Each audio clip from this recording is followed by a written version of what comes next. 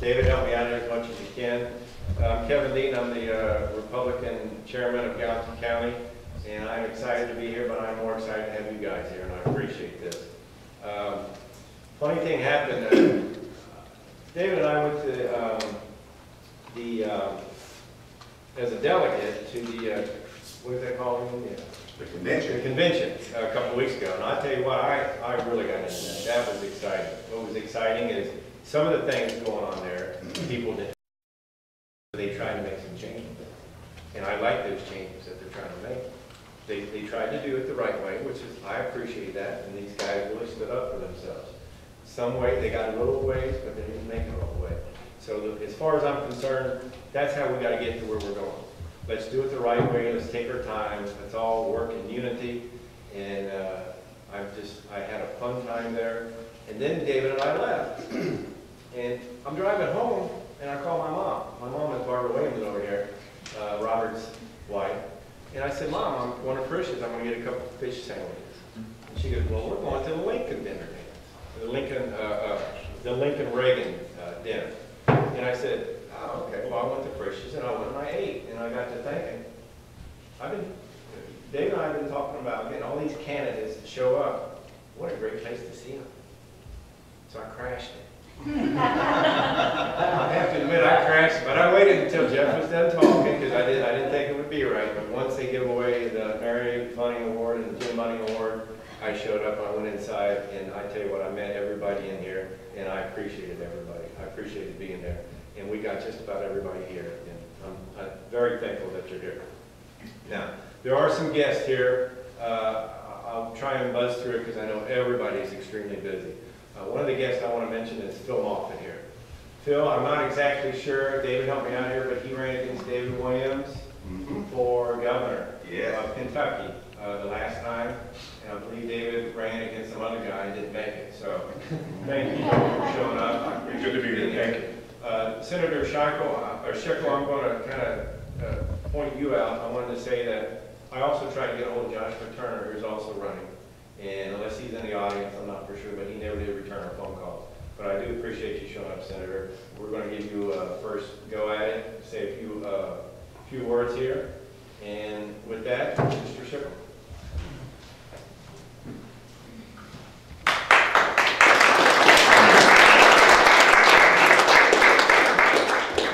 Kevin, thanks for having me. It's great to be here.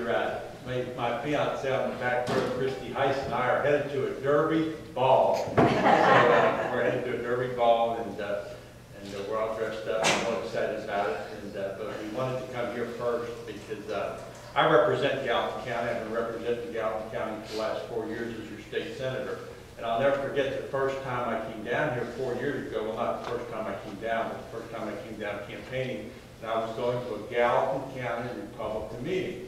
And I was told it was at the truck stop at the interchange. And so I went, I pulled off, I went to the 127 truck stop. I'm sitting there and going in there. I bring her a cup of coffee, and this lady comes in. And where is she? I know she's there. She is.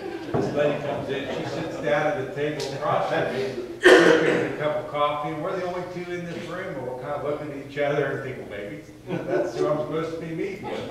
I didn't know, so finally we got up and I met Sharon Call, and I said, are you here for the Republican meeting? She says, yeah, I'm here. And well, there was no one else here, so we got on the cell phone, found out we were supposed to be across the expressway at the other truck stop, so we went over there where there was 4 people instead of 2. My point is Kevin, you've come a long way here in Gallatin County in a short 4 years with your Republican Party. You now have a Republican judge executive, and also my campaign chairman in Gallatin County, Ken McFarland, and 2 magistrates on the fiscal court.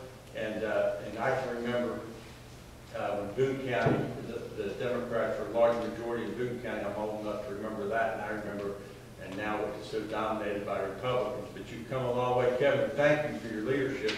I know it's not easy, and sometimes you feel like the Lone Ranger, but as Sharon and I can attest, it's come a long way since we were in the 127 truck stop on that fateful morning. It's great serving as state senator. I'm going to talk about 3 things very quickly, and then get away from the podium. First of all, as your state senator, my responsibility is three things. The first thing is what I call bring home the bacon. And what that has to do is things like working on your road out here from Sliding to the river. Dick, I see you sitting back here, and different residents here have talked to me about the road, and making sure you get proper funding for the things that you need, that you pay your taxes for in Frankfurt. The second thing is, and it's something that I've put a lot of emphasis is being friendly to small business, because small business, I'm confident that if we're going to ever get out of this recession, we're going to do it through improving small business. Small business makes up most of the jobs in our communities, and I've been endorsed by the National Small Business Federation. I've worked very hard in every law or regulation that comes across my desk in Frankfurt to look at and say, how does it affect small business? And if the answer is it doesn't, it affects it positively, it's something I work for, but if it affects it negatively, it's something I'm going to say no to. And I think lastly, probably the most important thing is what I call fidelity to our Kentucky Constitution, our United States Constitution, and to our Northern Kentucky values. You know, I was at a function just last week down here in Gallatin County, the Homemakers Volunteer Awards Banquet. Some of you in the room were at that. And I was just so impressed with all the young families that were there, and they were honoring homemakers and 4-H'ers. And it really came home to me, and I believe this with all my heart, that the way our family goes, the way our families go, is the way our county's going to go, the way our state's going to go, and the way our country is going to go. And so we need to do everything we can to help family unit every way we can. And I'm committed to that. I've been committed to that as your state senator, because I think really fidelity to the Constitution and to our values is really the most important thing we do. And you have my commitment that I will continue to do that. Thank you for having me, and have a great evening. Here with John Schickel. Mr. Schickel is our representative for this district. How do you think things have gone since your last term, since you've been elected, Mr. Schickel? Well, Hargis, first of all, thanks for having me down here in Gallatin County. And I've been the state senator in Gallatin County now for 4 years, and I've enjoyed the time representing Gallatin County. One of the things, Hargis, that's a lot different now than 4 years ago is I'm familiar with Gallatin County. I know the people. I've been to enough functions down here where I feel at home. I know people on a first-name basis. I think I'm now more familiar with some of the challenges of your community, and I know the public officials personally, many of the residents personally. So I'm looking forward to getting out and meeting the voters before the May 22nd primary and representing the people of Gallatin County for another 4 years as their state senator. What do you feel as some of your major accomplishments over the past 4 years? Well, a couple of the things that we've been able to do, Hargis, is I feel very strongly that small business is really the thing that's going to get us out of this recession. And I'm very hopeful that we're starting to come out of the recession. But one of the things I do when I'm in Frankfurt is I look at every statute or law or regulation that they want me to consider, and I say, how does this affect small business? Not only do I say how does this affect small business, I try to contact small business owners in my district. Kevin Deaton's here this evening. I'm going to use him as a market up in town. I want to see how what we're doing in Frankfurt affects small business, and I think what I've accomplished, one of my biggest accomplishments is that we've done things in the last 4 years been friendly to small business, and for that reason I'm endorsed by the National Small Business Federation, because we've really made that a priority. Over your past 4 years, what have you learned being in Frankfurt? Well, you know, Hargis, it's funny because one of the things I learned is I don't know as much as I thought I did. There's no saying that what will get you in trouble is not what you don't know, but when you don't know what you don't know. And so I've gotten more familiar with what I don't know, and I've been really trying to focus on those things and learn about the people of Gallatin County and what their needs are, because you know, Gallatin County is very different than Boone County. You drive 10 miles down US 42, and you have very different challenges than we have up in the northern part of the district, and I'm trying to be sensitive to those. Mr. Schickel, when you was elected, do you feel that you have done everything that you told the people in both districts that you would do? And you was talking about the demographics of Gallatin County and Boone County, which there is a big demographics because the registered Republican vote is 10% of Gallatin County's population. So do you look at Gallatin County for support in the elections, or do you just take Gallatin County for granted?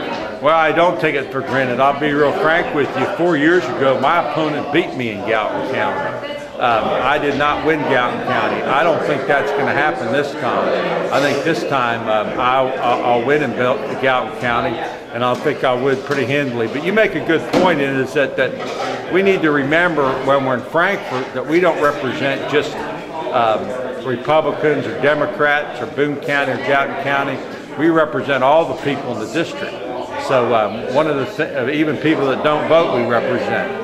So one of the things that I do is I try to take everybody's point of view into mind, and when I cast a vote, make sure that I'm considering all points of view. Well, Mr. Schickel, I appreciate your time, and thank you, sir, for taking the time to interview with me. Argus, I enjoyed talking to you, and thank you for the service you're doing to the people of Warsaw and Gallatin County as far as running this blog site. Is that what it's called, a blog, running this blog site? Yes, we call it GC Video News. GC Video News? Yes, sir. Okay, to running this and keeping the people informed in this new kind of media. I think, Argus, in the future, we're going to see more and more of this, and this is how people are going to stay informed. Thank you, Mr. Senator. You're welcome. Okay, we're going to go straight to the 61st District State House. This spot is for, You don't have to say. I forget his name. Yeah, I always tell him, I don't really want to remember his name, but he served in housing for 20 years. And as far as Gallatin is concerned, he didn't do a lot in my book. So we need somebody down there who's not going to forget Gallatin County more than riding in a parade. I definitely want to see these people up there. There's two guys running for the 61st District State House. First guy is Scott Bruce.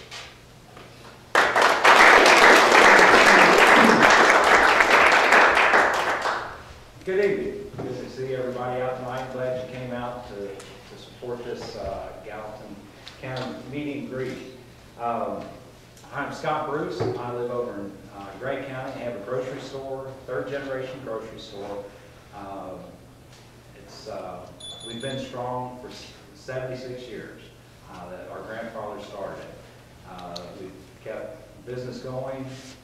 It's been seen a lot of changes in business, as we all are. A lot of tough times, and we're still seeing tough times, and we're still going on.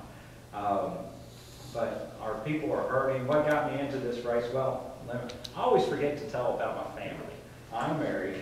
I get to all the things that I want to say, but I forget to tell about my family, which is the most important. I'm married. I have 3 children. One's a Marine. He's in Seattle. I have an older son who lives in Germany, and then I have a daughter who's in a sophomore at Grant County High School. And I graduated from UK with business degree in 1981. And then I like to say that after I got out of college, I went to work for my dad, and I learned what business really was like, because they don't teach you in school what you need to know what's out in the real world. So I do appreciate that from my father. But why I'm running, I was really disgruntled in the last governor's race. Less than 10% of our Kentuckians voted. Very disheartening. People do not have trust in their government anymore, and that's why I got to the race. People in my area, I have a name that's trusted. They know I treat them right. I've got, like I say, a 76-year-old store. A lot of dedication it takes to stay into a business, and I feel like I can do dedication for the constituents of the Gallatin and Grant counties.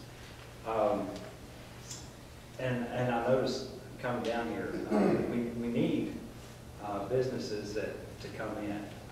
I noticed that Dorman was established in 1918. Thought, well, that business is older than mine. I'm sort of, I don't like that. No, I'm just kidding. But we need businesses that will be established. We need to start promoting. You know, our areas, Gallatin, and Grant, we've been neglected, and I think it's because of this Democrat hold that's been in the seat for so long, and with our judges that we've had for so long, not you, but in my county. And so they take us for granted, and I'm tired of it. Just think we can have some different leadership in there. The time is right for us to take hold, to let the government go back to the people, not to the Republican or the Democrat Party. It's the government's, it's the people's government. So let's give some credibility here. One of the things, well, the things I'm for, term limits. I believe we're in problems in our government because we do not have term limits. And most everybody that I talk to, they feel that we need them. I know it's not a party favorite. You know, I respect the legislators that we have, but this is where a lot of our problems have come from. They've just been in there too long, get it at ease. I'm for less educational mandates and mandates down to our counties that we do not need any mandates. I don't think that legislators should have health and retirement benefits after they get out of office. It's just bleeding the taxpayer. They should go back into what they were doing before, just like we do. Right to work, I believe we need to start instituting right to work laws. You know, and all of our southeastern states and Ohio and Indiana, they have right to work laws, and their employment has risen in these states, and we can't waste any time, Kentucky, letting anything go by. I think it's time for us to get those in there. Our retirement fund, we need our retirement fund refunded. It's gone away. They should not have taken it out of there. So we need to uphold, as a state, what we need to, our responsibilities are. We just need common sense in Frankfurt anymore, in our candidates that are running. We need common sense, business sense, and I can do that for you. One last thing I would like to say. This is a quote from Abraham Lincoln. Republicans are for both the man and the dollar, but in case of conflict, the man before the dollar. Let's let genuine humanity get back into office. Let's try to get away from the dollar thing. That's where our problems are. Thank you so much for letting me come out and talk to you. On that note, I just wanted to I just thought of something really quick. Our judge executive, Kenny McFarland, who is here tonight, is a Republican. He worked out a deal with the Speedway to help the community, which we've been trying to do for about 10 or 12 years since it's been open. And for this community, that means a lot, and we have that guy right there to thank. So, we got one more person for the 61st district, and then we'll start with the 4th district. Brian Linder is going to go. Appreciate you guys having us here tonight. Grant County, I'm from Grant County, but Gallatin County is no stranger to me. I went to the Gallatin County prom in 1989. Mindy Coons. Anybody know Richard Coons? I heard him. You heard of him? Okay. Mindy Coons back then, of course, we're going back a little over 20 years. Was a friend of ours. Actually, they came over to the church that we go to, and she asked me to the prom. So I went to the Gallatin County prom, 1989. So, but tell you a little bit about myself. I graduated Grant County High School in 1990. Attended the University of Kentucky, graduated there in 1996. It took me 6 years to do what some people do in 4, so I tell a lot of people. But I got a degree in history with a minor in political science, economics, and geography. I went to work for Owen Electric 16 years ago, and have been there ever since, or going on my 16th year. It'll be 16 this September. Went back in 2000, actually 1998, and got a master's in business administration from Thomas More. I am married. I have 3 kids. I have a 17-year-old, a 12-year-old, and a 5-year-old daughter, 2 sons and a daughter, and she runs the place, the 5-year-old daughter. She would have loved to come here tonight, but at the Grant County Lincoln Day dinner with all of us speaking, she got a little restless about halfway through it, and I couldn't do anything with her if she was here. But fortunately, in Grant County, they had it real close to my home, and one of her brothers came and got her. So, but she announced the other day, it was kind of funny, on the way home from church, she announced she was going to run for president. So I told her I'd vote for her much more than I would our current president. So, but anyway, I work for Owen Electric, and my job for Owen Electric is to deal with commercial industrial accounts. So I do spend a lot of time over here in Gallatin County. We have Gallatin Steel Technologies, the Kentucky Speedway, which brings us to the district here. When we get the ARC in Grant County, we're going to have 2 major tourist attractions in this district, Kentucky Speedway and the ARC. I don't know if there's any other district that can maybe say that, besides maybe something in Lexington or Louisville. A little bit more about myself. In 2006, I ran for fiscal court in Grant County. A bad year to be a Republican to run, but we knocked off a 2-term, pretty popular incumbent. In 2006, we did it because we worked hard. In 2010, I ran for re-election by somebody you may know, ran against me. You may see her picture all over this county already. Her name is Wanda Cropper-Hands. She's running for this seat on the Democrat ticket. She ran against me in 2010, and everybody had me beat. Because her daddy's the mayor in Dry Ridge. That's our biggest area that my district covers. Her daddy's the mayor. She has a well-connected political name. And I was going to get beat. I got 63% of the vote. And it's because we worked our butts off, but it's also because we have a conservative message, a message that resonates well in Grant County. I've done a lot of good things on the fiscal court. I'm the only Republican on the fiscal court, but I've been able to bring some common sense. We've got 2 Democrat magistrates who you can sit down and talk common sense to. And you can't do that with our judge very well, but you can with the other 2 magistrates. We've been able to stop some stuff that I didn't think was very conservative.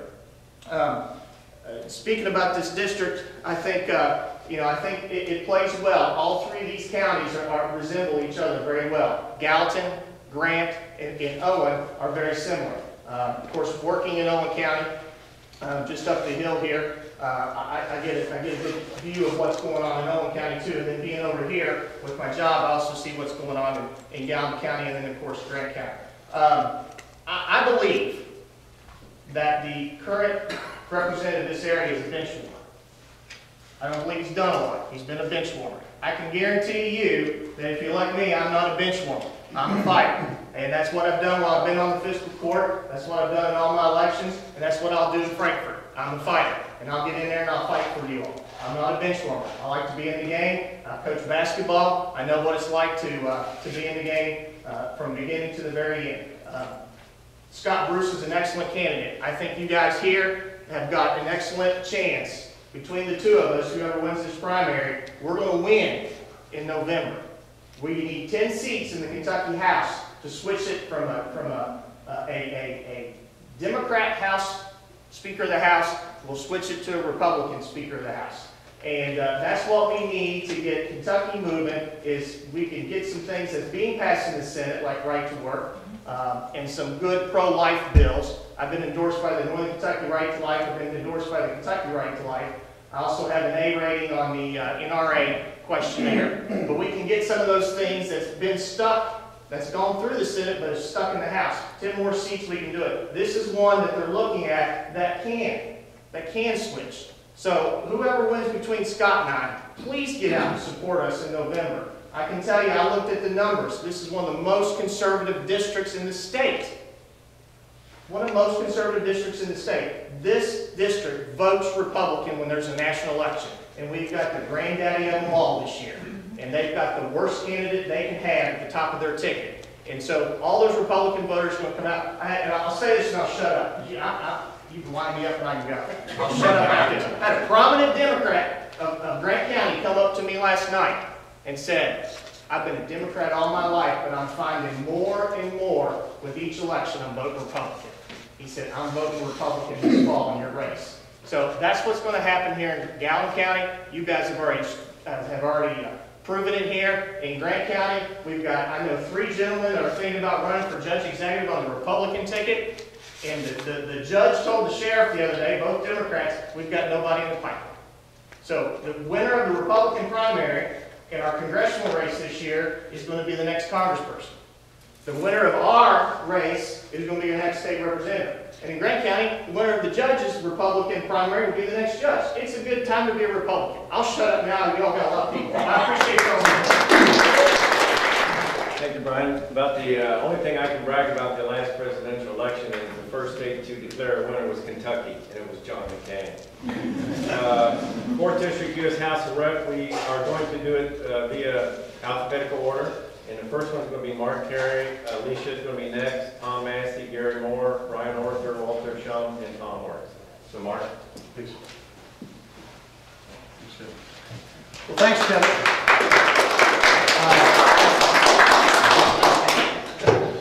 Hey, thanks, Kevin, for putting this together. And even though there are a number of voters from Gallatin County that are here to hear us tonight and meet with us, it's nice to know that you were able to attract the media, because I was talking with him a moment ago. I think you said you have 8,000 hits a day on your website, so that's an awful lot of people. So by putting this together, even though you maybe didn't have the room full and overflowing outside, nevertheless you were able to attract the media, and that's always a good thing, a good way for us to get our message out. But had you want to attract more people here, I would suggest that out there on the marquee, instead of billing that you were going to have the congressional candidates, that you told everybody you were going to have Bob Williams here tonight. Some of you know Bob, and some of you don't, but for those who are watching who don't know Bob Williams, first of all, he jumped on D-Day behind enemy lines, and then, as if he didn't get enough of it then, went back and did it on the 50th anniversary, and wrote a book about it called My Return to Normandy. Was featured on the front page of Life magazine. I've got that photo, and he's a great patriot and a great Republican, and he's been a good friend to a lot of people. So I'm glad you're here, and Barb, nice to have you here. Everybody sees Barb in Gallatin County up at Deaton's Grocery behind the counter a couple days a week. So it's great to have you here, Bob, and your friendship over the years has meant a lot, not just to me, but to many of the other candidates in the audience and an awful lot of Republicans. I'm not going to tell you too much about me except to say my name is Mark Carey. I'm the unknown candidate for Congress. I'm the one who lives just across the creek in Owen County. I've been farming up in Poplar Grove for about 25 years. I don't tell people a lot about myself because I don't think these things are about us. They're about what we're going to do when we get to Washington, D.C. But since we do have somebody here that might be telling people who don't know about the unknown candidate, I've been married to my wife for 39 years. I've been running my own business for 32 years. I've had the same secretary for 31 years. And most of my friends are the guys I met in kindergarten. So loyalty means a lot to me. And I remember reading recently, again, I read these inspirational phrases from time to time, and there's one that's been stated by a number of spiritual leaders over the years, and that is, a society is judged by how it treats its most vulnerable. And among them are the unborn and the dying. And in this race, I've made it a signal of everything I say to talk about how important it is that we protect life from conception to natural death. That we not throw our seniors under the bus in the name of entitlement reform. That we don't cut Social Security benefits for people who are trying to get by on a few $100s a month. We don't cut off their Medicare benefits. We don't raise their deductibles. We don't hurt the people who are the most vulnerable. And I want to remind you that here in Gallatin County, being a small county, you know, and I know, that you're vulnerable. You don't have the size, you don't have the votes, you don't have the population for a lot of people to pay attention to you. You've been made vulnerable by virtue of that. When I go to Congress, I'm not going to forget Gallatin County. That's why I'm going, because I'm one of the regular people. I'm not going to Washington, D.C. to pursue my own agenda. I'm going there to be your representative, to represent what you want and get done what you want to get done. I'm a fighter. I think you know that. There's some things we fought for here in Gallatin County, and we got them eventually. I'm glad of that, proud to have been a part of it, and I can't wait to get to Washington, D.C. to fight for you there. My name is Mark Carey. C-A-R-E-Y. I don't spell it the Massachusetts way, I spell it the Kentucky way. C-A-R-E-Y. I'm a candidate for Congress, and I'm asking for your vote. Thank you, and God bless. Carey, he's attorney out of Erlanger, Kentucky. He lives over in Owen County. He's running for U.S. Congress. Mr. Curry, what made you decide to run for Congress?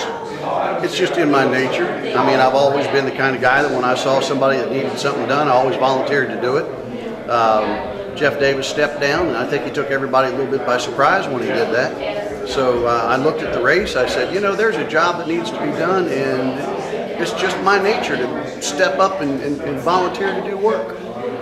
Mr. Curry, what makes you any different from the other candidates that you'll be running against? You know, actually, I have a great deal in common with all of them. We've been having a great time. We're traveling around together, the seven of us. We go to the same events. We're constantly showing up at the same place. We do our speeches and we leave. We show up at another one. I even said we ought to do a group photo and call ourselves the Traveling Wannabes. Quite frankly, I think each and every one of them has a success story that they and their families have every right to be proud of. But as I looked at all of them and I realized all the things that they brought to the table, some of them are businessmen. And I said, well, I'm a businessman. I've run my own business for 32 years. Some of them have government experience. I've had government experience. I worked as a city attorney for a small government for 16 years and served in Frankfurt. I saw people who said that they had farms, and I saw people who had all these other things that they did in their life, and I went, you know, although many of them all have one of those things, to be quite frank with you, I got more than one of those. So I thought, well, I'm every bit as qualified as those folks to do this job, and I'm very anxious to help the people of my community, so why not get in and give people a choice? Mr. Curry, how much money have you raised to put on your campaign? Less than $5,000, and that's where I'm going to keep it. Why did you choose to do that? Two reasons. Probably the most important reason is people always tell you that they're tired of the big money interests in politics, they're tired of the super PACs, they're tired of the lobbyists, they're tired of those kinds of things. And I said, well, you know what, me too. So I'm not going to say I agree with you to try to get your vote and then go out and behave differently. I'm not going to say things like, well, I'm not politics as usual, and then go out and do politics as usual. That's not me. And the second thing is I'm a very private person. I mean, I live in Owen County. My wife and I live on a farm. We keep to ourselves. Our neighbors keep to ourselves. If you raise over a certain amount of money and you're running for Congress, you've got to file a financial disclosure statement, even just as a candidate. Now, I understand if you're a congressman, people need to know that you're not connected to some corporation that owns you. I understand that. But I'm a candidate. And while I'm a candidate, if you raise over a certain amount of money, you've got to file a disclosure statement telling people what you've got in the bank, what you own, who you owe money to. I thought, that's too private. I'm opposed to other people prying into your privacy. I'm opposed to the federal government prying into your privacy. So I'm going to take a stand in this campaign. I'm going to raise the amount of money the government says I'm allowed to raise without having to do all these other things, and I won't have any big money interests in my campaign. Mr. Curry, who will owe you if you're elected to Congress? Who will owe you, or who will you owe favors to? It's been real clear from the very beginning. I haven't asked anybody for any money. I haven't asked anybody for any endorsements. I haven't asked anybody to commit their support to me. All I've done is meet one person after another and ask them for their vote. And the reason I did that is I want people to know that if I become their congressman, the only people I'm going to owe my loyalty to are the voters and our community and our commonwealth and our country. And they won't have to worry about that. You made a comment you live in Owen County. Do you think people take Gallatin County for granted, being it's such a small county, when it comes to politics? I think an awful lot of people just ignore it, to be honest with you. I mean, I think they show up here when it's election time looking for a few votes. They may show up here at election time looking for a little money. But I don't think they take it for granted because it is so small. I think they actually ignore it. And being from here, which is one of the things I'd like to tell the people that watch your TV shows on your video site, is that I'm from here. I mean, you know, not only am I not going to forget the people from here, but I am one of you. That is one of the things I hope to be able to do in Washington, D.C. The Owen County News Herald called me the day I ran for office. She said to me, what are you going to bring back to Owen County from Washington, D.C.? And I told her, I said, there's far too much Washington, D.C. here already. We need to take some of who we are up there and show those people we don't need government. We can get by ourselves. Mr. Curry, what is your opinion on the current health care law? We're talking about Obamacare? Yes, sir. Well, we need to repeal it in its entirety as soon as we get to Congress in January of next year. But people need to understand Obamacare is not about providing everybody with health care. It's about giving the government control of everybody's health care. And the real thrust of Obamacare is government control. It has nothing to do with seeing to it people have coverage. So we've got to get rid of it in its entirety. But people always say, what's the best way to get rid of Obamacare? The best way to get rid of Obamacare is get rid of Obama. How do you feel about illegal immigration and the state's involvement in the lawsuits? Do you think that the states should be able to enforce laws that the federal government is not? Yeah, absolutely. I mean, I think every state, as the way our country was originally founded under the Constitution, has a right to protect its own citizens. And so, yes, they have the right to pass laws governing illegal immigration as it relates to the people who live and work in their states. But first and foremost, we have a problem because we have people who are breaking into our country. I mean, it's like somebody breaking into your house. I mean, you can't break into my house and expect to just set up camp and live there. And so, first of all, we've got to build a fence. I think everybody has to return to their country of origin. We welcome them to come back here as a citizen if they like it. They've got to come through the regular channels. But I also support an effective guest worker, guest visa program for people who do need to come here and work but would like to return home. So I'm fine with that, but we need to build a fence. People who are here illegally need to return to their country of origin, and we need to stop others from coming here. On the Obamacare, several states have brought suit against the federal government. Why do you think the state of Kentucky didn't? I think the state of Kentucky didn't because we don't have leadership in Frankfort that we need, but that's my opinion about the leadership in Frankfort. That race isn't this race. I'll try and stay away from that. The people of Kentucky have already spoken, but I think we do need to either repeal Obamacare at the federal level or get rid of the guy who was the sponsor of that bill, which is Barack Obama. Or we're going to be left with decisions like that where states like Kentucky don't join in lawsuits that could protect our citizens from the overreach of government. And we're going to be left with weak government. Mr. Curry, I appreciate it. Thank you for your time and taking time to interview with me. A little accurate there, Mark. Bob Williams was on the centerfold of Time Magazine.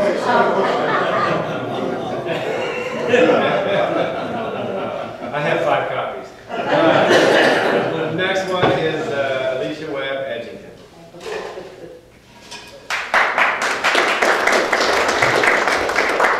Thank you all so much for having us tonight and coming out on a Friday night. I'm sure you all got a lot of other things you could be doing tonight, but my husband of 19 years, Ted, coaches football at Covington Catholic High School, and he sends his regards. My daughter Jill volunteers on Friday evenings at Welcome House in Covington, and she couldn't attend tonight either, but she's 16 and has to, her volunteer does not pay her anything, but she is involved in Welcome House. That's part of her service credit for school, and it's a good opportunity for her to work at Welcome House. Ladies and gentlemen, you all have a choice in this election coming up in the 4th District, and you're getting ready to hire somebody to do a job for you all over the next 2 years. And when you get ready to hire somebody, you look at their resume. And I'm proud to lay my resume out for the folks in this room and tell you that the first thing I want you to look at is education. I believe that having a college education is important. We've said that education pays here in Kentucky. And the qualification for this office, I think, is education. I'm proud to have a bachelor's degree from Western Kentucky University and a master's degree from Eastern Kentucky University. Next thing I think you need to look at is experience. I'm a former Kentucky State Trooper. I was the former Homeland Security Director under Governor Fletcher. And now I'm running for Congress as a state legislator. I currently serve as the state legislator in the 63rd District. And I am the only candidate in this race that has legislative experience.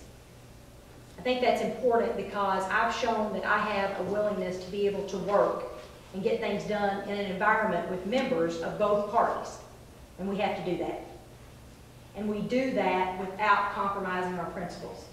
I'm proud that I can look at every person in this room tonight and tell you that I have never voted for a tax increase.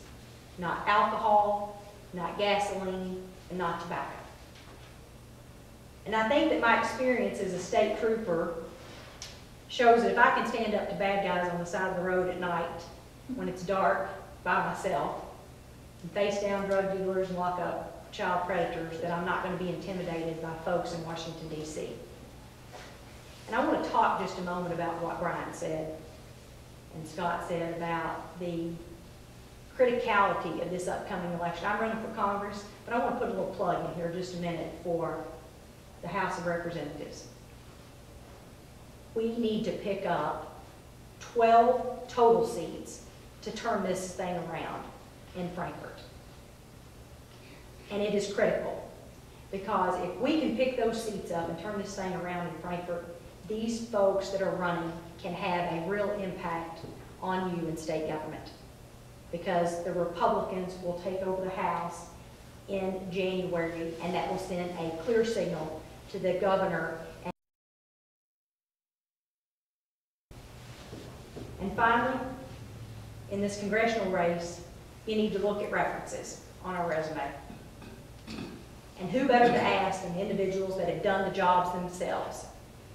Last Monday, Congressman Jeff Davis and Senator Jim Bunning endorsed me. They have been effective leaders for the 4th District, and they both believe that I am the best choice to continue their legacy.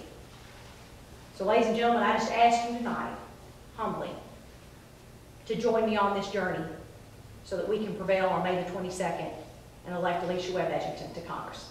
Thank you all. God bless you. I'm here with Lisa Webb-Edgington. She is running for U.S. Congress.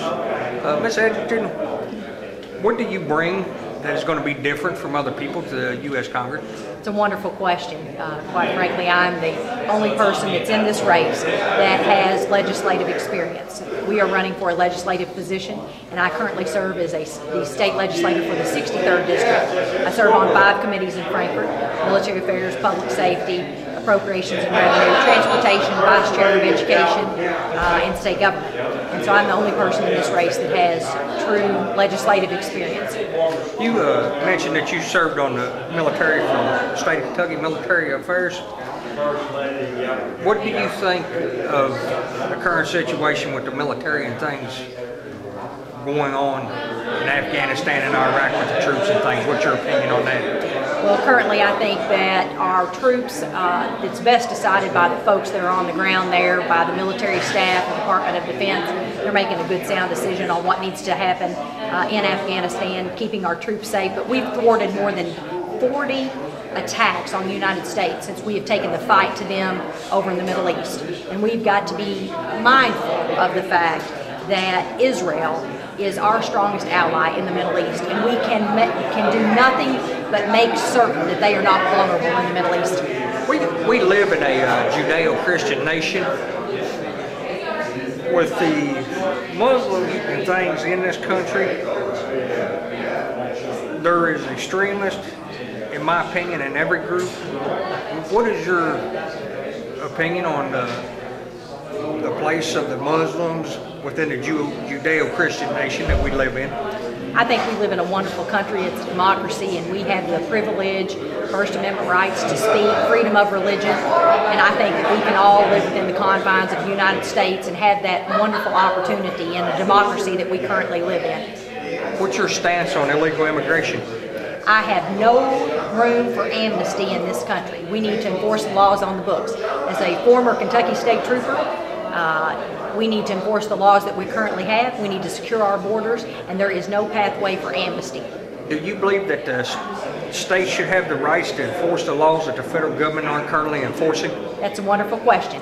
As your former Homeland Security Director, I participated with the Department of Homeland Security for the Commonwealth of Kentucky to participate in a program called 287G, which would allow the local, county, and state law enforcement to enforce immigration laws, but that piece of legislation did not pass. Also, I have co-sponsored E-Verify here in the Commonwealth.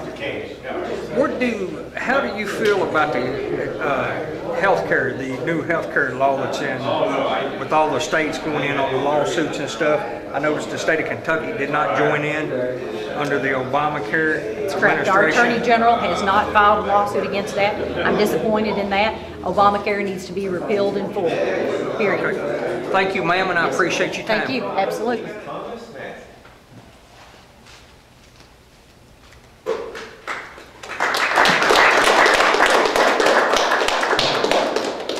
Brian, did you say you went to the prom in Gallatin County in 1989? I sure did.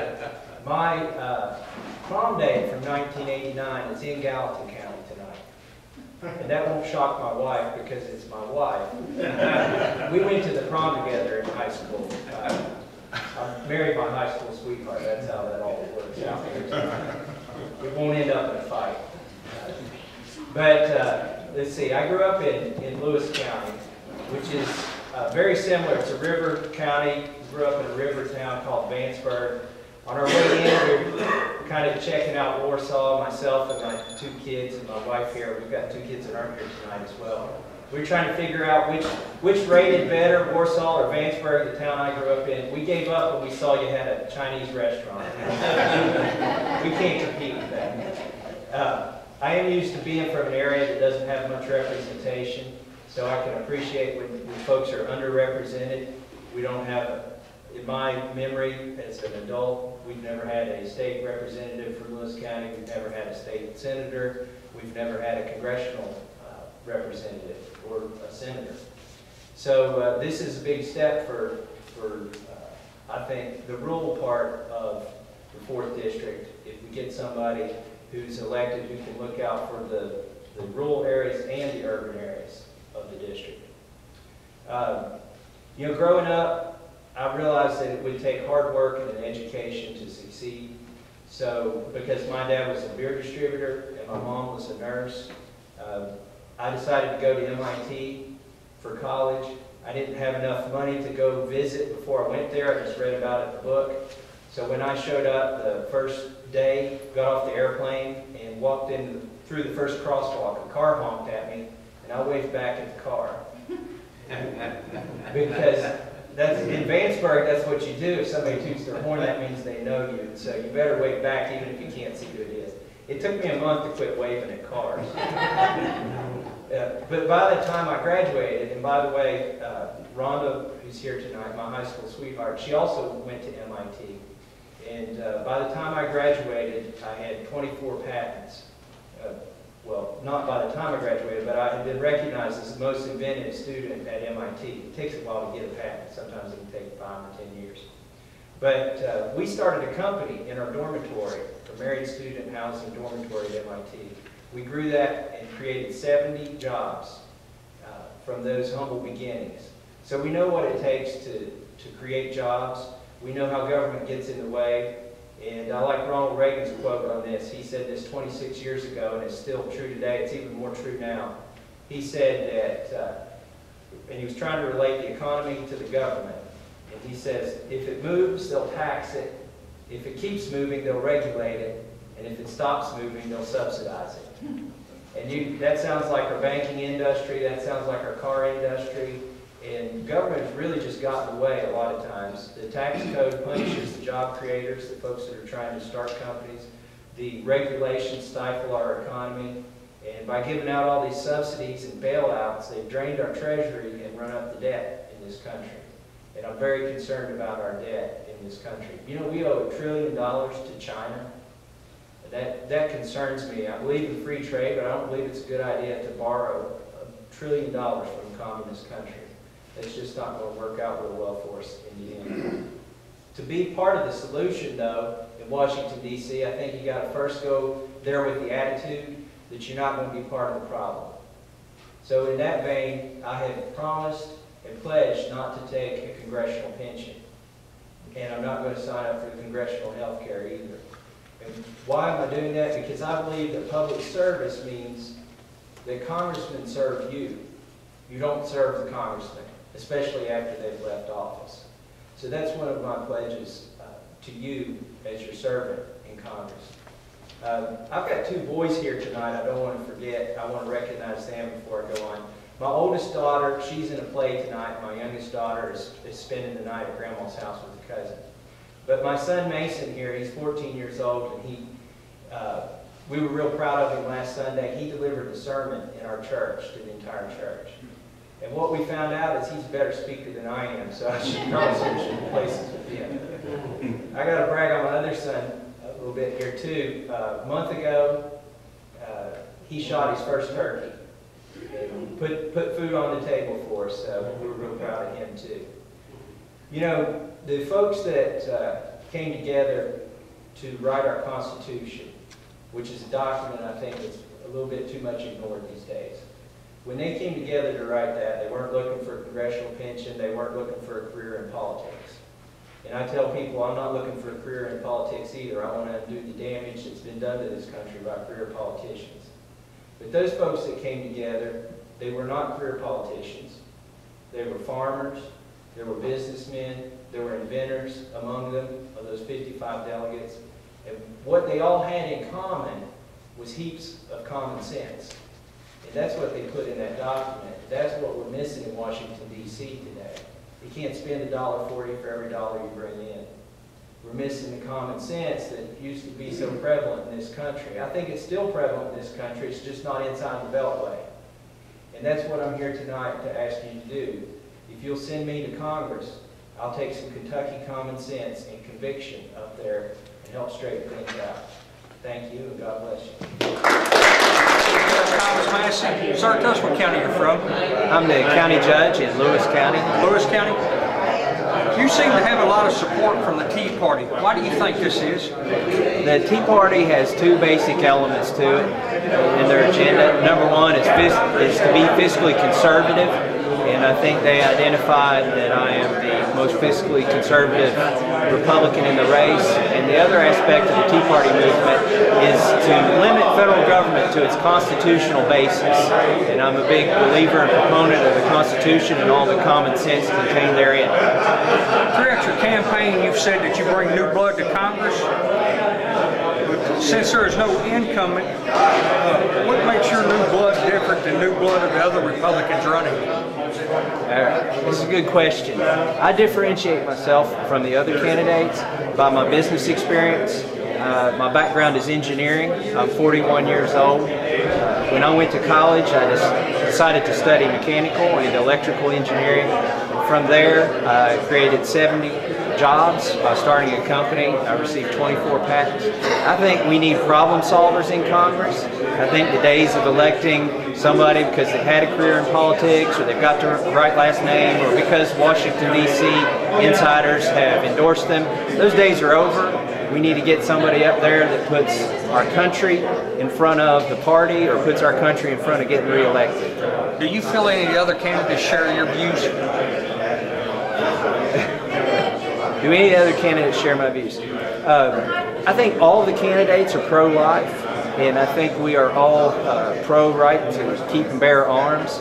We differentiate a little bit in that I support the entire 10 amendments to the Constitution that constitute our Bill of Rights. I think the First Amendment is important, the Fourth Amendment is important, the right to our privacy, the right to our property is contained in the Fifth Amendment, and states' rights in the 10th Amendment. So instead of just picking and choosing some of my favorite parts of the Constitution, I support the entire Constitution. Which candidate, other than yourself, do you feel comes closest to your views? It does. I mean, it's funny. It's a good question. It would be hard for me to answer. You've said that in the past, some of your other statements and stuff that I've seen, you said that you will not take a federal pension. You said that again here tonight, participate in the federal employee health care plan. And if elected, you vowed to take a pay cut and an expense account cut. By federal law, you have to take that. How do you get around that? Well, what I have pledged is that I will not accept a congressional pension and I will not participate in the congressional health care plan. So, you know, there's some people that say that you have to take a congressional pension. For me, that defies common sense. How can somebody make you take money? Now, if they force me to take a check, I'm going to sign it over to the Treasury. They can use it to pay down the debt. Recently, you mentioned that you was a Methodist. Have you always attended a Methodist church? Yes, I've always been a Methodist. I go to the same church that I went to Sunday school in growing up as a child. One of the reasons that we moved back to Kentucky from New England, we wanted to raise our kids in the same sort of Christian environment that my wife and I grew up. Which church do you attend there in Lewis County? I go to the Vanceburg United Methodist Church. You support Ron Paul, and he has endorsed you. Why do you feel that? We had earlier tonight a candidate stand up and say she was supported by Jim Bunning and also by Senator Davis. Why do you feel that you didn't get their endorsement? Actually, I didn't seek their endorsement. I don't think that people today aren't worried about letting other politicians pick their candidates for them.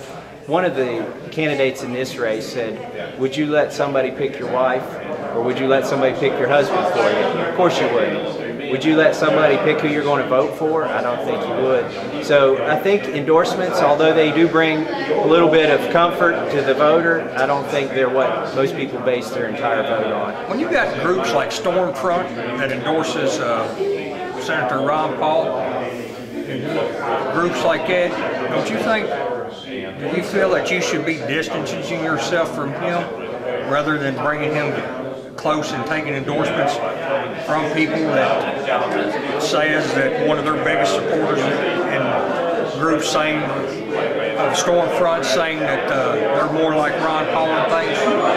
I'm not familiar with the organization that you mentioned, but I'm sure there are a lot of questionable organizations that are endorsing Republican candidates. Something else I'd like to clear up here for the viewers.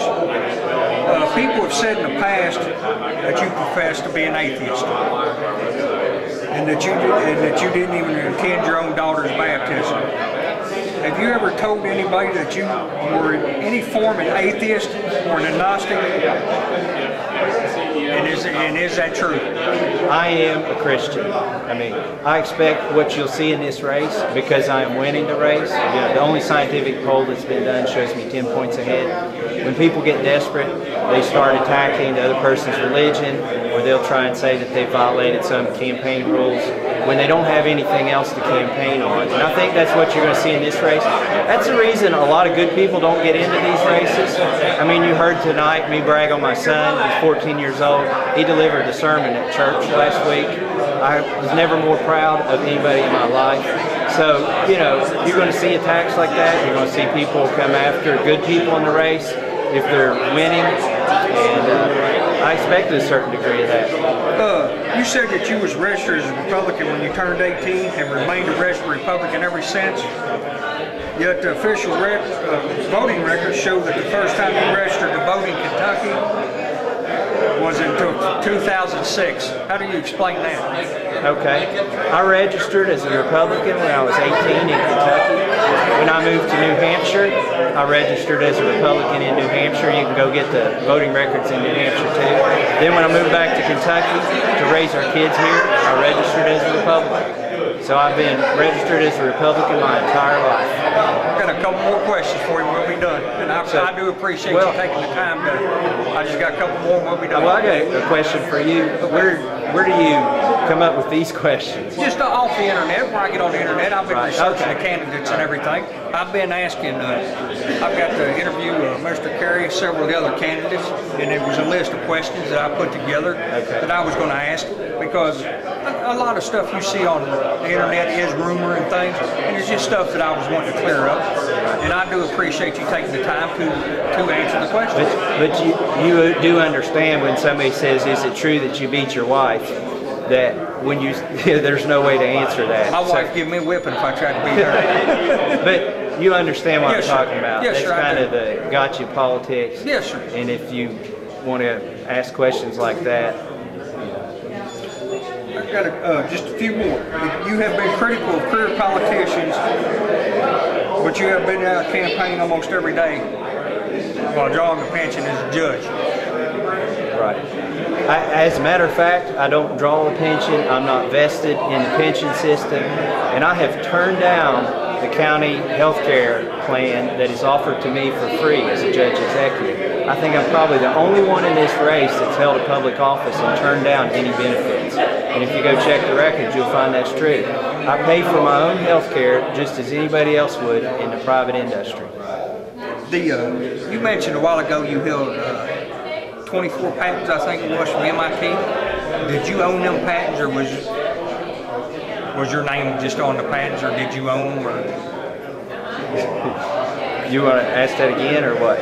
Yeah, I mean, I re-asked questions. The patents, right. How many of those patents did you own? Did you own all 24 of them? Well, ask it again if you want. The 24 patents that you mentioned, you was an MIT graduate. Right. A lot of excellent people I know has graduated from MIT. And I've known a lot of people graduate from MIT. Very smart people. You said that you own that your name was on 24 patents. Did you own those 24 patents, or was your name just on them? How many of those patents did you own? My company or the university at MIT owned every one of those 24 patents. Now the first 3 or 4 patents that were done at MIT, I'm still receiving a royalty on those patents for that invention that I made. And then the other patents went with my company when I sold my company. Of course, investors, when they buy a company, they don't want to buy a company without the patents. So those were sold along with the company. But the original patents that I invented at MIT, I still draw a royalty check on those. Do you consider yourself an underdog in this race? I consider myself an outsider. I'm not the type of person that Washington, D.C. wants up there, because when I say that I want to change things, I mean it. They know I mean it, and they know I have the capability to go up there and ask the tough questions. That's what I intend to do. So in that sense, I'm an outsider. If you're inside the beltway of Washington, D.C. looking in, if you're from the grassroots and you're looking for a person that's going to represent you, a common person, and your interest in Washington, D.C., somebody that will represent common sense, that would be me. So what we're finding in this race is I've got more supporters at the grassroots than any of the other candidates. I have one more question for you, and it slipped my mind, but something else I was going to ask you. You're the youngest candidate in this race. How do you feel about that? I am the youngest candidate in this race. I'm 41 years old. I like to point out that's 1 year older than Marco Rubio, 1 year older than Senator Mike Lee, and 1 year younger than Paul Ryan. We've got a lot of true conservatives amassing in Washington, D.C. that intend to change things, that intend to get this debt under control, and I hope to go up there and be part of that group. How do you feel about Obamacare? Obamacare needs to be done away with. It's unconstitutional. It's not about getting better health care. It's about a government takeover of 1/6 of our economy. It's basically socialism. We need to undo it. A question I was going to ask a while ago that I slipped my mind there. What's your stance on Israel and the Middle East? My stance on Israel and the Middle East. Israel is an important ally of ours, and I think that we should support Israel. Well, Judge Massey, I do appreciate your time, and I thank you for clearing some things up. Thank you, sir. Thank you. I appreciate it. Thank you. Thank you for that. I apologize I didn't refer to you as Judge Thomas Massey from Lewis County, which is very distinct. On that note, from Boone County, Judge Executive Gary Moore.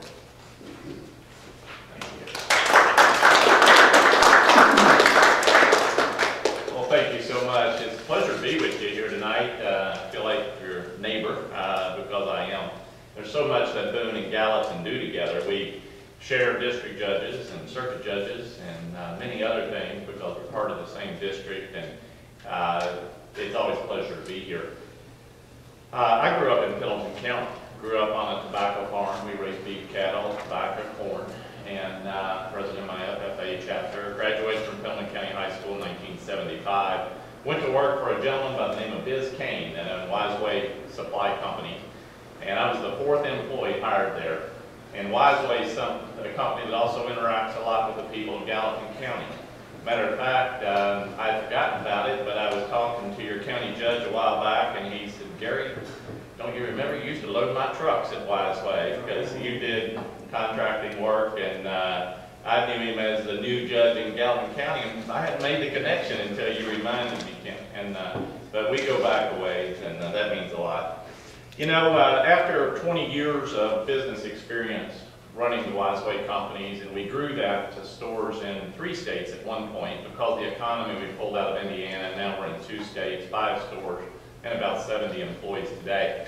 But I took 20 years of business experience with me to become judge executive of Boone County, one of the most conservative counties in this Commonwealth.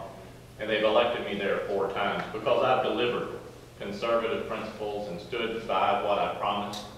And we've done some great things there. And one of the greatest things I think we've done is keep property taxes low. They're lower today than when I took office, 7% lower. We've never applied a new tax. And because of keeping taxes low and government out of the way, the private sector there has created 13,000 new jobs. 13,000, almost 1,000 a year since I've taken office, average. And as I have traveled this district during this campaign, the thing I see county by county is the need for economic development, the need for jobs, and the need to sustain that, work with companies that are already here, but also attract new companies. To do that, often you need infrastructure. And one of the things I did a while back, Judge McFarland and I and other judges along the 71 corridor signed a letter late last year. Before I ever knew I was going to be running for Congress, we didn't even know Jeff was going to retire at that time. And we all signed a letter supporting the 3-laning of 71 from 75 to Louisville.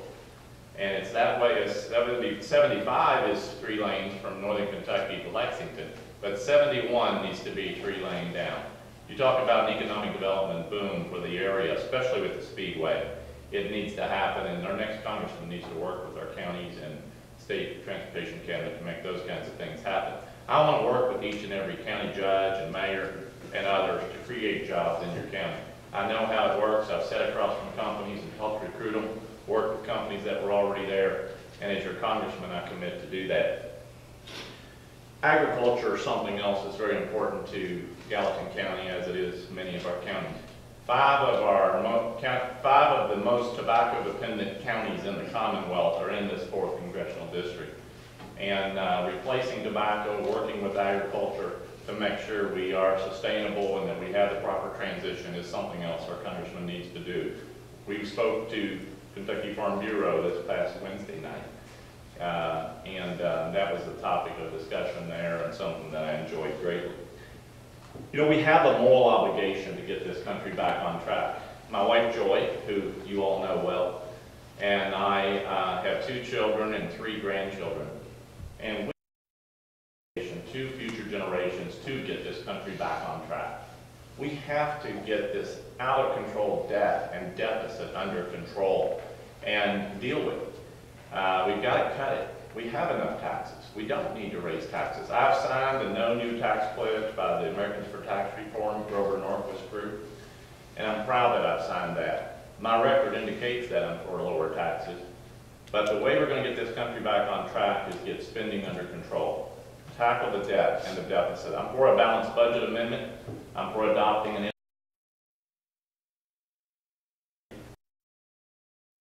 Kentucky natural gas. When I talk about economic development, ladies and gentlemen, we have a key advantage in Kentucky because energy prices are low because of our energy sources.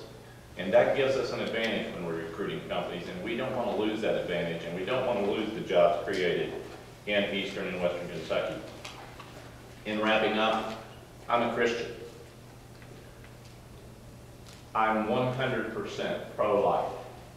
I'm the only candidate of the 7 endorsed by Kentucky Right to Life and Northern Kentucky Right to Life. The only one. I'm for marriage between a man and a woman. I'm for pro-family values. And I think in addition to being a fiscal conservative today and you're making your decision on that, you also need to consider the social side, the fiber of the person that you're sending to Washington. And that's something that means a lot to me, and it's something that I want the people of this district to know. I'm going to just wrap up there and ask for your vote. I'm going to ask for your prayers and ask for your support over these next 18 or 19 days that are left. And it would be an honor to serve you as your next congressman. Judge Gary Moore from Boone County. Judge Moore, I appreciate you taking the time to interview with me and the video news. I've got a couple questions. While you were speaking, I was taking notes, and I wrote them down as we was going through. So I'm going to read off my paper here and ask some questions regarding some statements that you made up there. Who all have you received endorsements from? Actually, what I want is the endorsement of the good people of the 4th Congressional District. I think the last thing we need right now, when you look at the problems in Washington, is an endorsement from Washington Insider. So I have not sought endorsements from any of the former office holders. What I do value is the endorsement of Northern Kentucky and Kentucky Right to Life. I'm a Christian, I am pro-life, and having them endorse only me. Everybody says they're pro-life, and everybody can fill a form out correctly, but the reason those two organizations endorsed me is I have a history, before holding public office, of organizing life chains at my church, organizing other efforts for the Right to Life movement, and in addition to that, I, as Judge Executive, tackled the Northern Kentucky Independent Health Department when I took office. They had a practice of using taxpayer dollars to do things that our conservative Christian community did not agree with. And we put a stop to it. We said, we're not going to use taxpayer dollars to pay for the morning after pill, for instance, for young girls that didn't have parental consent.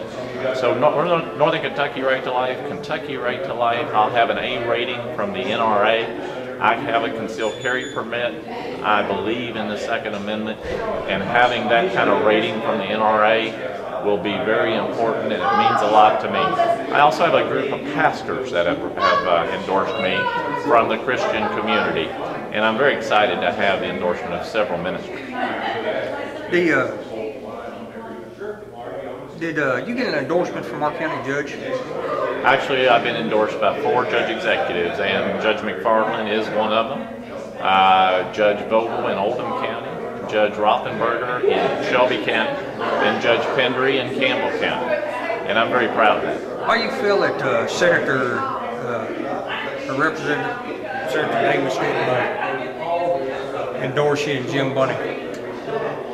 I don't know, you would have to ask them that question. But I'd rather have, as I stated earlier, the endorsement of people on the ground in the 4th, the good people, and the best endorsement that any one of us can have is the endorsement of the voters on May 22nd. And I want to take this opportunity to ask for the vote of each and every one of you that may be watching this. I want your vote, I ask for your vote, and I'll work hard for you. Judge Moore, how do you feel about illegal immigration? Yes. I am definitely for a very, very strict and strong immigration program. We need to secure our borders. We need to deport those that are here illegally. The way that I think we can best impact this is to dry up the opportunities. And what I mean by that is have a strict enforcement that companies cannot employ illegal immigrants. If we dry up the jobs for illegal immigrants, they're not going to stay here, and they're not going to keep coming here because they're here for work. Secondly, we need to dry up the social services and benefits that they get here. If they're illegal, they should not be receiving free health care at the public health departments. They should not be receiving any other perks of any kind. So again, if you dry up these freebies that they may be getting by being here in our country, they'll go back home voluntarily. We won't have to deport. How do you feel about Israel and the Middle East? Oh, I'm thankful that you asked that. Israel is our closest and best ally. As evangelical Christian, I go back to biblical times and I look at what Israel meant in those days to peace and what it means today. They have every right in the world to defend themselves. A nuclear Iran is just unacceptable. It cannot happen. And we've got to support and back our friends in Israel. And there's no ifs, ands, or buts about that. I support it 100%. what's your stance on our military, downsizing it? And There's some discretionary spending that's done within the military budget, and we do have to look at that. I mean, we've got to get this debt and deficit in this country under control, and really nothing should be off limits.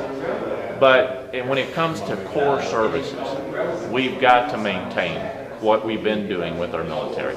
And we need to continue to have the strongest military presence in this world. It's what keeps us safe at night when we go to bed, and I think we have to do that. We can't jeopardize core services in the military in our cuts, but discretionary spending, yes. I have one more question for you, Judge. Health care. Yes. The health care laws, well actually, another question too, I'll ask them together. On health care laws, the states, and also on illegal immigration, the states have sued the federal government over the health care law and stuff. They've also the states have also started enforcing their own the immigration laws. How do you feel about that? Well, I'm a strong advocate of states' rights. The 10th Amendment is a very strong part of our Constitution, and the federal government does way too many things. It's involved in way too much. Way too much with the EPA and the Department of Labor attacking our Kentucky energy and our farms. Those need to be under control. And more our federal government needs to shrink. We need to pass more things down to the state with the 10th Amendment and make sure that I do believe that government closest to the people is the best government.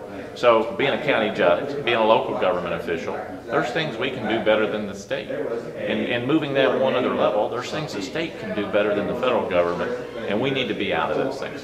Federal Department of Education is one that I believe needs to shrink dramatically. Only 10% of every dollar spent by the United States Department of Education gets to the classroom. So those are things. But to your core question about health care, we have to repeal Obamacare. There is so much in Obamacare that is against Christian beliefs and values, things that are going to be forced on us and that aren't pro-life.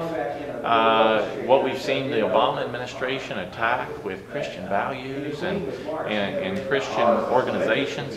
But we've got to look deep within Obamacare and find out there are so many problems, so many landmines. I serve on the board of St. Elizabeth Health Care. And there were 7,000 employees across northern Kentucky at St. Elizabeth. And I see firsthand as a Board of Trustee member at St. Elizabeth what Obamacare is doing to our health care. Health care should be between the patient and their physician, not the federal government. So we've got to repeal it. So how do you said the state of Kentucky just passed a law to give law enforcement the right to basically, from my understanding of it, is go in and look at people's medical record. How does that not violate HIPAA? Well, you've got to have that thin line. I just filled out the questionnaire for the American Medical Society, the AMS, and there was a question similar to that on there. And medical records are very important in that electronic medical records are for people within the healthcare industry. Think about how many times you go to a doctor's office and you fill out that long form and you sit there with the clipboard and they may reference you to another specialist in the afternoon and you go over there and you fill out the same form. Those kinds of things should be shared by medical professionals so that, and if you have an emergency and you're going to a different doctor or an emergency room physician, they need to be able to look at your electronic medical records. They can treat you effectively, more efficiently, and quicker rather than waiting for forms to be faxed or emailed. There's a good reason for electronic medical records, but it sure should not be public, and it should be only obtained by law enforcement with the proper certification, whether that be a court order or an order signed by a judge of some sort that allows it. But for law enforcement to have free reign over our medical records is going too far. When I say I'm for states' rights, I am. But again, not to trample on our Constitution and our personal liberties and our personal freedoms that we have. There has to be some common sense at any level of government. Well, Judge Moore, I appreciate you taking the time to interview with us, and thank you very much. Thank you. And good luck to you, sir. Thank you. Absolutely. Next one is Walter Shunk. Thank you. My name's Walter Shum. I'm your neighbor from Oldham County, Crestwood, Kentucky. It's a short drive up here. Come by the Speedway a lot of times. Can't ever seem to find time to get in. Had tickets one time, had to give them away too. I've grown up here in Kentucky, moved here in 1980 with my wife Jean. We've been married almost 32 years now. I have 5 children, 4 of whom have gone to or are at University of Kentucky. I think I know how they've paid for some of John Calipari's salary. Fortunately, this weekend, one will get out. One will graduate, and she'll go on her way, and she is probably the brightest of all the children, and she will go on to a career graduate school. So we're very proud of her.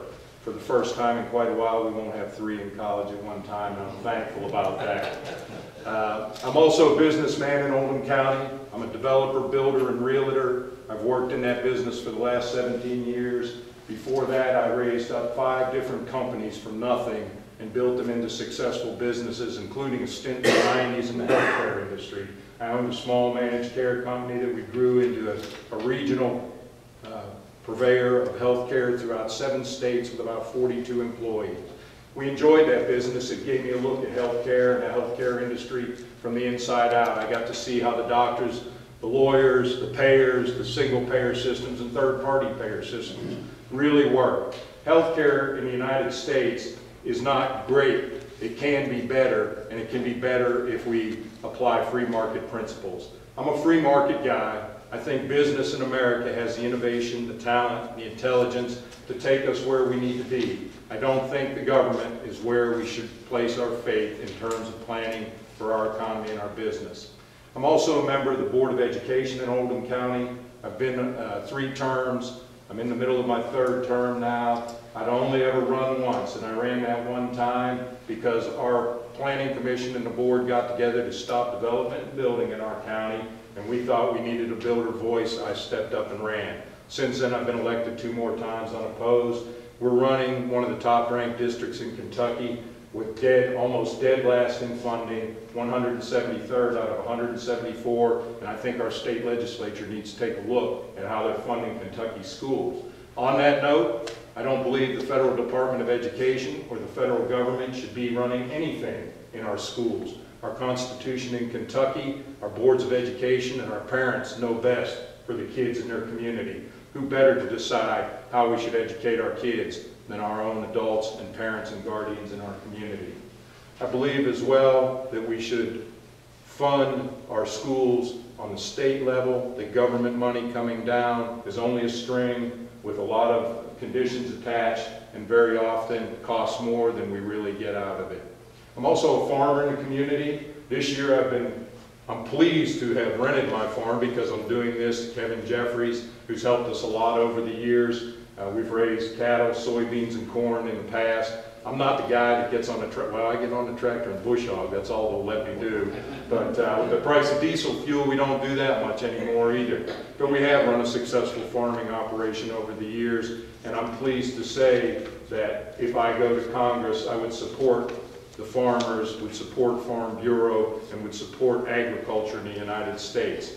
One of the things that I do believe in is that we ought to help the farmers with subsidies, that big farms are not taking farming subsidies, that it helps the small farmer, and it helps all of us with our food supply. Otherwise, spikes in food supplies would be up and down just like oil. We're privileged in this company to have our tables full. I believe that the Constitution is a document to live by, that it's not a living document, that today's federal judiciary is interpreting it far too liberally. We need to bring that back into focus as one of the mainstream elements of our prosperity and our economy.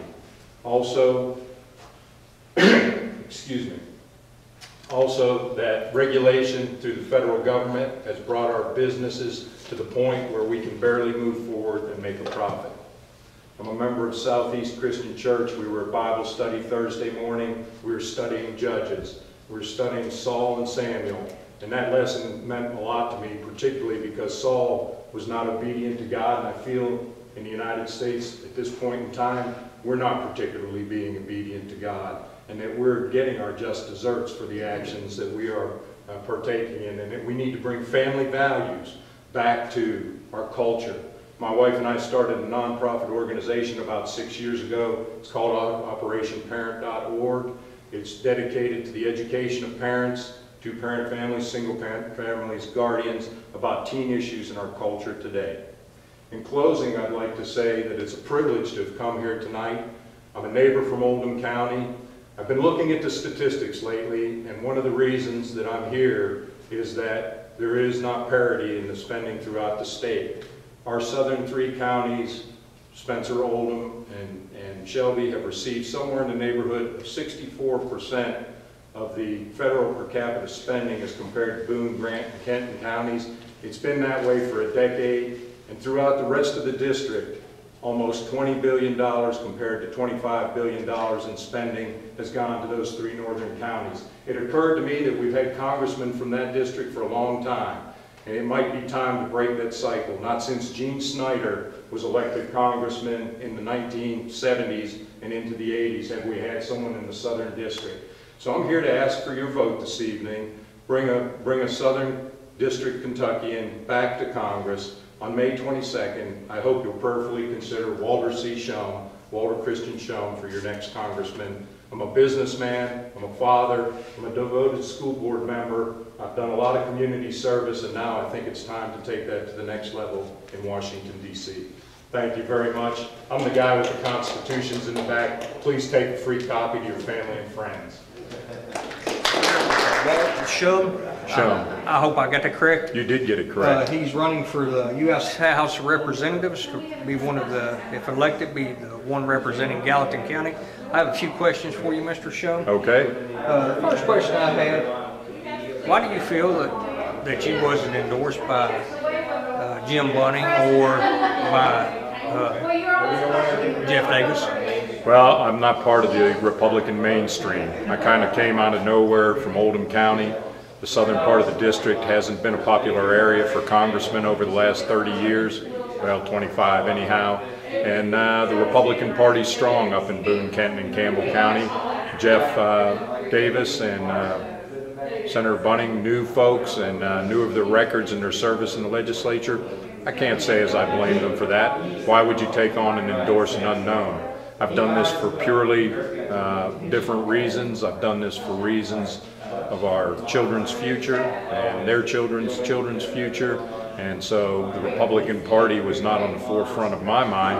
I've been a lifelong Republican, registered when I was 18, and I've always voted, but have not been involved in party politics in northern Kentucky. How do you feel about illegal immigration? Well, being in the construction industry, we're working through the paperwork on a weekly basis to make sure that folks we employ have the proper documentation. I think that illegal immigration is a states' rights issue. I think the federal government's wrong for coming down on states like Florida and California. I'm an advocate to build the fence. There's a legal process for immigration, and I think we should follow it. How do you feel about the Obamacare, as most people call it, or the new health care laws? What's your opinion on those? As I said earlier, I spent a stint in the late 90s in the managed care business. While our American system could be improved, I think Obamacare, a single-payer system, the Patient Affordable Health Care Act as it is called, is not particularly about patient care or managed care at all. I think what it's about is grabbing 20% of the GDP of the country, running it through the Treasury so the politicians can put their hands in it and leave us worthless IOUs. And I'm not for Obamacare. I think it's an injustice to the people. I think the mandatory portions of it are unconstitutional, and I think it'll be found that way by the courts. Do you feel that the states have the rights to... let me re-ask this question. Okay. Why do you think that Kentucky did not join the other states in the lawsuit against Obamacare? Purely political reasons as far as I can see. Do you think the states should have the rights when the federal government is not doing their job to step in and make their own laws to help protect their states? Absolutely. That's the way the Constitution was set up. The federal government only has certain powers. I think they've usurped a lot of states' rights powers already. healthcare being one of them. Back in 1944, there was a case, Southeastern Insurance versus the government, on this very issue with life insurance. The government held that it was illegal to sell intrastate. Quickly, the McCarran Act was passed to rectify that mistake, and that's been almost 70 years that we've had free enterprise and interstate commerce in life insurance. There's no reason, if it's well regulated, why the states should not be able, if it's well regulated by the states, that they should not be allowed to take care of their own health care issues. And frankly, who better to determine what's needed in that state than the local governments? What is your stance on Israel and the Middle East? Well, I think Israel is an important ally. The Bible says that those who are with Israel will be blessed. I'm an advocate for Israel. I think they're our most important ally in the region. I think they're our watchdog over a lot of issues going on in the Middle East. I fully support Israel. You hear people, they come up for election and things, I'm against this, I'm against that. How do you feel about term limits?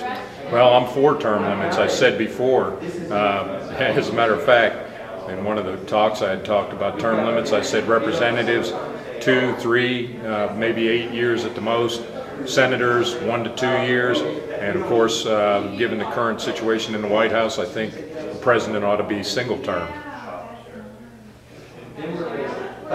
One or two more questions here Sure. for you, Judge.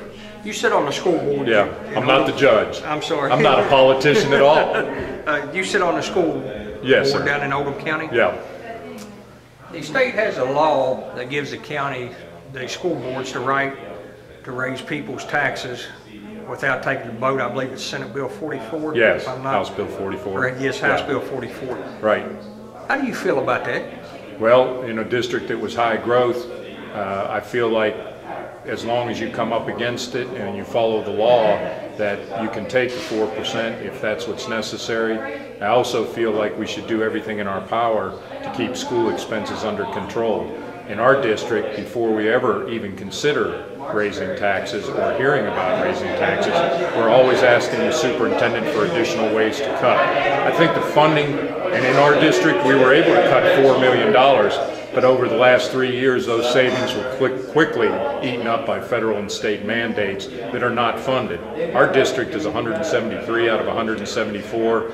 We manage with less money than almost any other district in the state, yet we're able to consistently produce good results. That's because the administration, the teachers, and the parents really care and really care about the children's education, which is the acid test. What's good for the kids, not particularly what's good for the adults and the political agenda. If you get a chance to go to Washington and serve the people of this district, what is your biggest goal you hope to accomplish? Well, you heard me say it earlier. Over the last decade, the funding disparity between northern and southern Kentucky. Northern Kentucky accounts for almost 62% higher per capita spending than southern. Now, throughout the district, it evens out, but almost half the revenue from federal dollars goes into those 3 northern Kentucky areas, even over the last decade. The statistics bear it out. If I'm elected, I would like to help even that out across the entire district, represent counties like Gallatin, like Oldham, like Shelby, like Spencer, where funding might not be quite so high as it is in the northern Kentucky region.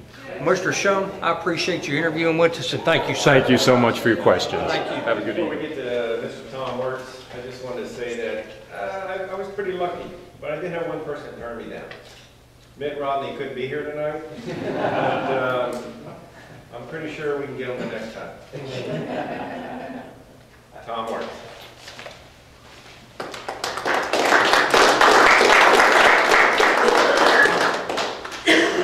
Thank you for coming out tonight and listening. Of all the candidates, I'm definitely not your eHarmony candidate. I'm not here to tell you how sweet I am and how much fun I am, why you would want to be around me because I'm just a swell guy. That's not who I am. I got into this race because I was very upset with what's going on in Congress, and I've studied politics for the last 2 years. Federal, state, and local. Our General Assembly is an absolute nightmare. I know more. I feel like the guy in the Matrix who took the wrong pill, and I wish I would not have found the pill to tell me the truth, because I studied it all when I found out the disasters that we are in education and fiscal responsibility, and why Forbes magazine said we're the worst run state in America. And so I have to listen to some of this, and it absolutely makes my head hurt. But anyway, I'm from Fort Mitchell. I'm here with my lovely wife, Barb. Been married 35 years with 3 daughters and twin granddaughters. Basically, I've had 3 jobs in my life. I worked in a parking lot to put myself through college. That was always a fun experience. And I started to work with a sleepy little company called the Shakely Group up in Cincinnati. I was the 11th person hired, and eventually became the president, chief operating officer of that company. And we built it from $500,000 in revenue up to $70 million with over 600 employees. I'm a problem solver, I'm a decision maker. I don't look for permission to do what needs to be done. My job is to go around the country and take things that didn't work and make them work.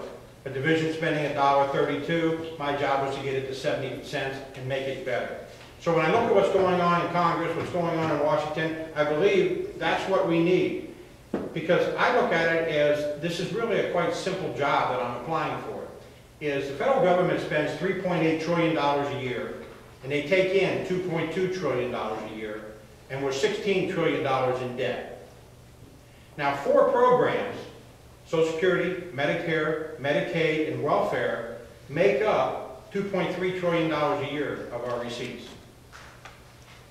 How many people are talking about we have to go up and take on those 4? Because if we don't, game over. We're going to push it down the road a little bit for our kids. We can take Social Security and Medicare and we can means test them, which is a neat adult way of saying that all we're going to do is turn it into welfare. We're going to say, yeah, we told you that you were going to pay into the system, we were going to pay you back. We decided you made too much, we're not giving you your money. Sorry about that. Or we're going to push it down the road a little bit further, so you become 67, 68, 69. We got to solve that problem. But you can't solve it unless you send a leader up there that says those are the biggest problems. People say, well, why are you going to run for Congress? You've never been in elected office before. I've never run for anything. And I said, well, that's the biggest battlefield available. If you're going to fight, if you're a leader, you fight on the biggest battlefield. You don't fight on the smallest battlefield. That's where the game is. For the last, I'm an author of 3 books, Business and Leadership, but for the last 18 months, I've been running around fighting federal, state, and local issues. The water rates, the sanitation rates, the library taxes, our area planning, illegal immigration reform down in Frankfurt. I've been fighting those issues only because I thought it was right. I had no skin in the game. I don't know anybody's payroll. Nobody paid me a dime to do all that. I just did it because I had woken up after 30 years and I realized America's in serious trouble. Our house is on fire, and I'm really tired of listening to people to show up and saying, well, we need to plant some flowers over here. You don't see the house on fire? Don't you think we ought to deal with the big house on fire? No, we got to deal with the flowers and cut the grass. We have serious problems. So I'll just close and ask people, you have a big test to take on May 22nd. Have you done your homework? Have you visited all 7 websites? Do you know who's offering the best ideas? Who's the best thinker? Who's the best problem solver? Decision maker? I decided I got into this race and I was going to do one thing, is go after the educated voters. Those who are willing to go back to where we're supposed to be and look at our websites. I have over 70,000 words on the issues. Today I talked about something exciting as CISPA, which is the cyber intelligence going on as far as whether we should be in. I wrote an article today about it and took a position and said, here's what I would do. It's against 88% of the Republicans. I wrote about foreign aid on Wednesday, what we should do, how we should deal with that, and how we should go back. I'm trying to put all the issues out there so the willing, those voters who care enough to go do their homework, can say, I like the way this person thinks, or I think he's mentally ill. So that's all I could ask as a candidate. I just want somebody to do their job. I did my job, as far as I'm concerned. I raised my hand and said, Coach, put me in. I'll go be mocked and ridiculed, and I'll stand up and take the shots. I'm going to put 70, 80,000 words out there to communicate with the voters and say, here's who I am, here's what I think on everything. Social Security, Medicare, Medicaid, all that. All I ask is for the public, for the people of the 4th District to go do their homework. So if you would be kind enough to just go, this is all you'll see, there's a few cards back there, is tomworks.com, and read some of the articles and see if it makes any sense. I'm the candidate that says, I don't want your money. All I want is 4 minutes of your mind every Monday, Wednesday, and Friday to read my articles. You'll know whether I'm the best candidate or not. I believe I have all the skills necessary to go turn this around, but it's not important what I think. But I ask you to go check it out and see if these skills match up with what you want. So please visit TomWorks.com. I really appreciate it. And if you think I'm the right candidate, appreciate your support on May 22nd. Thank you.